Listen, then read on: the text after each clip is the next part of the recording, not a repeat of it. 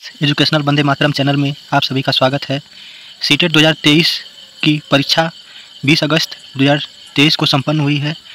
इसमें हम CTET paper 2 के बाल विकास व शिक्षा शास्त्र के प्रश्न पत्रों को हल करेंगे। चलिए वीडियो को शुरू करते हैं। पहला प्रश्न है, निम्नलिखित कथनों को पढ़िए तथा सही विकल्प का चयन कीजिए। कथन है, शिक्षकों को विद्यार्थियों में विशेष जातीय समूहों के बारे में रूढ़िवादिता को तोड़ने के लिए कड़ी मेहनत करनी चाहिए। कारण है, शिक्षा एक प्रमुख उद्देश्य विद्यार्थियों को समालोचनात्मक आत्मचिंतन के लिए प्रोत्साहित करना है। क्वेश्चन नंबर 1 का सही उत्तर है विकल्प 3।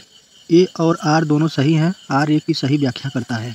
चलिए अगला क्वेश्चन देखते हैं। क्वेश्चन नंबर 2, निम्नलिखित में से कौन सा आंतरिक अभिप्रेरणा का उदाहरण है। क्वेश्चन नंबर 2 का सही उत्तर है चौथा, व्यक्तिगत आनंद लेने के लिए वाद्य यंत्र बजाना।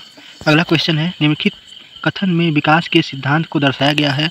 जो बच्चे अपनी शुरुआती वर्षों में भाषा सीखने के लिए अनुकूल वातावरण से वंचित रहते हैं, उन्हें बाद में जीवन में भाषा चुनने में थोड़ी कठिनाई होती है। क्वेश्चन नंबर 3 का सही उत्तर है विकल्प 3, भाषा के विकास के लिए संवेदनशील काल है। इसका विकल्प 4 भी सही हो सकता है। इसमें अब देखिए आयोग क्या मानता है। चलिए अगला क्वेश्चन देखते हैं। क्वेश्चन नंबर 4, अधिगम के सामान्य सिद्धांत बताते हैं कि विद्यार्थी बेहतर रूप से सीखते हैं यदि शिक्षक। इसका सही उत्तर है क्वेश्चन नंबर 4 का सही उत्तर है विकल्प 3, पहले तर्क और कारण के संदर्भ में अवधारणाओं पर चर्चा करें और फिर विचारों को सत्यापित करने का अवसर दें।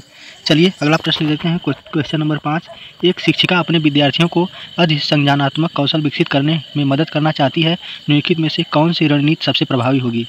क्वेश्चन नंबर 5 का सही उत्तर है विकल्प 4, विद्यार्थियों को प्रोत्साहित करना कि वे स्वयं अपने अधिगम पर चिंतन करें और अपनी प्रगति का मूल्यांकन करें। चलिए अगला प्रश्न देखते हैं। क्वेश्चन नंबर 6, निम्नलिखित कथनों को पढ़िए तथा सही विकल्प चयन करिए। कथन ए, शिक्षकों को संकल्पना को मजबूत करने के लिए विद्यार्थियों को अपने स्वयं के संकल्पना के उदाहरणों और गैर उदाहरणों की पहचान करने के लिए कहना चाहिए। कारण, उदाहरणों के बारे में सोचने से संकल्पना को मजबूत किया जाता है, जबकि गैर उदाहरण विद्यार्थियों को भ्रमित करते हैं। इसका सही उत्तर है क्वेश्चन नंबर 6 का सही उत्तर है पहला, ये सही है परंतु आर गलत है। चलिए अगला प्रश्न देखते हैं। क्वेश्चन नंबर 7, माध्यमिक कक्षाओं में अधिगम के लिए एक अनुकूल कक्षा का वातावरण डैश पर केंद्रित होता है। क्वेश्चन नंबर 7 का सही उत्तर है विकल्प 4, सहकारी अधिगम। चलिए अगला क्वेश्चन देखते हैं। क्वेश्चन नंबर 8, जटिल समस्याओं से जूझ रहे अमन की समस्या समाधान कौशल विकसित करने में एक शिक्षक किस प्रकार मदद कर सकता है। क्वेश्चन नंबर 8 का सही उत्तर है पहला, उसे मंथन करने और विचार उत्पन्न करने के लिए प्रोत्साहित करें। चलिए अगला क्वेश्चन देखते हैं। क्वेश्चन नंबर 9, बोध आधारित शिक्षण का अंतर्निहित सिद्धांत यह विश्वास है कि। क्वेश्चन नंबर 9 का सही उत्तर है विकल्प 2, ऐसा करने के लिए एक सुविधाजनक वातावरण प्रदान किए जाने पर विद्यार्थी ज्ञान का निर्माण कर सकते हैं। चलिए क्वेश्चन नंबर 10 देखते हैं। वह विद्यार्थी जो पठन वैफल्य से जूझ रहे हैं को पढ़ाना सिखाया जा सकता है। क्वेश्चन नंबर 10 का सही उत्तर है विकल्प 3, प्रणालीगत ध्वन्यात्मक प्रशिक्षण के माध्यम से।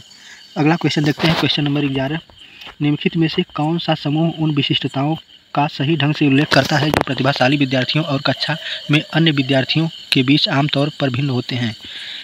विकल्प ए है समझ की अग्रवर्ती गहनता, बी सीखने की तेज गति, सी समझ के लिए दूसरों पर अधिक निर्भरता, डी शारीरिक विकास की गति तेज। अतः क्वेश्चन नंबर 11 का सही उत्तर है विकल्प 3, ए और सी दोनों सही हैं। चलिए अगला देखते हैं। क्वेश्चन नंबर 12, श्रवण बाधिता के संदर्भ में निम्नलिखित में से कौन सा कथन सही है। श्रवण बाधिता के संपन्न में चलिए क्वेश्चन नंबर 12 का उत्तर देखते हैं। इसका क्वेश्चन नंबर 12 का उत्तर है विकल्प ए, श्रवण बाधिता बच्चे को प्रभावी ढंग से संवाद करने की क्षमता को प्रभावित कर सकता है। चलिए अगला प्रश्न देखते हैं। समावेशन के संदर्भ में पाठ्यचर्या सीखने की अपेक्षाएं डैश के समान जबकि यक्स में वे भिन्न हैं। इसका सही उत्तर है क्वेश्चन नंबर 13 का सही उत्तर है विकल्प 3, समायोजन एवं संशोधन। यह क्वेश्चन नंबर 13 का विकल्प 3 सही होगा। चलिए अगला क्वेश्चन देखते हैं। क्वेश्चन नंबर 14, संरचनावादी सिद्धांतकारों के अनुसार निम्नलिखित में से कौन सा कथन सही नहीं होगा। इसका सही उत्तर है क्वेश्चन नंबर 14 का विकल्प 2 प्रभावी अधिगम सुनिश्चित करने के लिए विद्यार्थियों को बाहरी रूप से प्रेरित करने की आवश्यकता है। क्वेश्चन नंबर 15 देखते हैं। एक प्रगतिशील कक्षा में विद्यार्थी विकल्प है अधिक प्रश्न नहीं पूछते हैं, बी शिक्षक से प्रश्न पूछते हैं, सी एक दूसरे से प्रश्न पूछते हैं, डी स्वयं से प्रश्न पूछते हैं। इसका सही विकल्प का चयन कीजिए। क्वेश्चन नंबर 15 का सही उत्तर है विकल्प 2, बी और सी और डी विकल्प प्रगतिशील विद्यार्थी के लिए सही विकल्प हैं। चलिए क्वेश्चन नंबर 16 देखते हैं। बुद्धि के संदर्भ में निम्नलिखित में से कौन सा दृष्टिकोण शिक्षार्थियों के बीच विविधता के सम्मानपूर्ण विचार का समर्थन करता है। क्वेश्चन नंबर 16 का सही उत्तर है विकल्प 3। क्वेश्चन नंबर 16 का सही उत्तर है विकल्प 3, बुद्धि बहुआयामी है और समय के साथ बदल सकती है। चलिए अगला प्रश्न देखते हैं। Question number 17। पुल्लिंग या स्त्रीलिंग होने से जुड़ी अपेक्षाओं को डैश कहा जाता है और उन्हें वाई सीखा जाता है।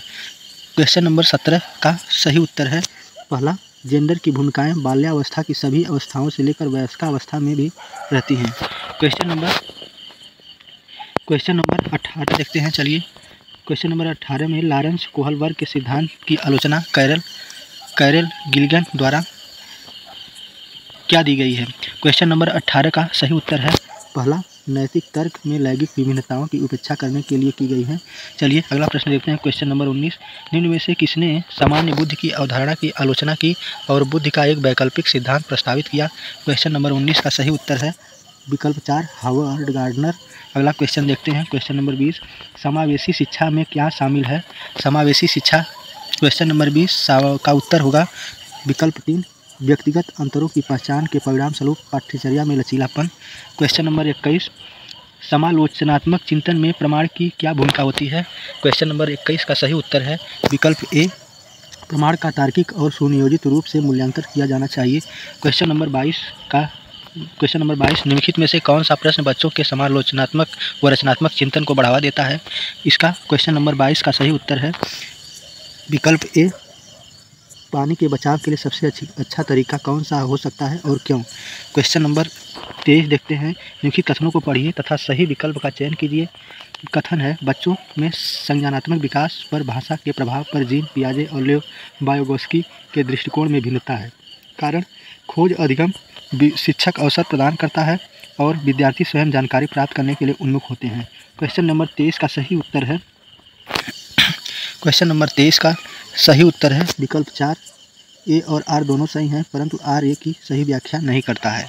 चलिए अगला प्रश्न देखते हैं। Question number 24। निम्नलिखित कथनों को पढ़िए और सही विकल्प का चयन कीजिए। कथन है बच्चों के बीच विकासात्मक दरों में काफ़ी विभिन्नताएं मौजूद होती हैं। कारण विकासात्मक अंतर आनुवांशिक और अनुभावनात्मक विविधताओं की जटिल अंतःक्रिया का एक अनिवार्य परिणाम है। क्वेश्चन नंबर 24 का सही उत्तर है विकल्प 3, ए और आर दोनों सही हैं तथा आर ए की सही व्याख्या करता है। चलिए अगला प्रश्न देखते हैं। Question number 25। भाई बहन के रिश्तों होते हैं जैसे। क्वेश्चन नंबर 25 का सही उत्तर है पहला, माता पिता और साथियों के साथ संबंधों से भिन्न होते हैं और बाल्यावस्था में सामाजिकरण में महत्वपूर्ण भूमिका निभाते हैं। अगला प्रश्न देखते हैं। Question number 26। महाभारत निपुणता लक्ष्य और प्रदर्शन लक्ष्य में क्या अंतर है। महाभारत निपुणता लक्ष्य प्रदर्शन लक्ष्य में क्वेश्चन नंबर 26 का सही उत्तर है विकल्प 4, महाभारत लक्ष्य अपने कौशल और कार्य की समझ में सुधार करने पर केंद्रित होते हैं जबकि प्रदर्शन लक्ष्य उच्च ग्रेड प्राप्त करने या बाहरी पुरस्कार प्राप्त करने पर केंद्रित होते हैं। अगला प्रश्न देखते हैं।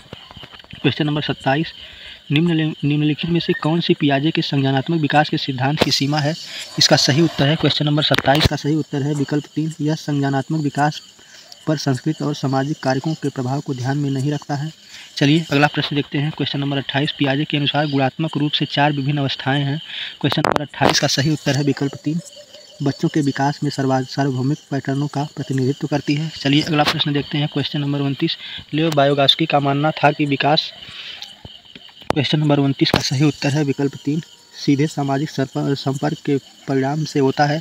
चलिए अगला प्रश्न देखते हैं। निम्नलिखित कथनों को पढ़िए और सही विकल्प का चयन कीजिए। अब कथन ये है, प्रत्येक वर्ष लता जो कि कक्षा 6 की शिक्षिका है, अब उनके क्षेत्रों में करियर पर चर्चा करने के लिए एक महिला गणित प्रोफेसर और एक पुरुष नर्स को अपनी कक्षा में आमंत्रित करती है। कारण आर, जेंडर अंतर जन्मजात है और समाज के माध्यम से अभिग्रहित नहीं है। क्वेश्चन नंबर 30 का सही उत्तर है पहला, ये सही है परंतु आर गलत है। चलिए यहीं पर वीडियोस को समाप्त करते हैं, मिलते हैं अगली वीडियो में, तब तक के लिए धन्यवाद।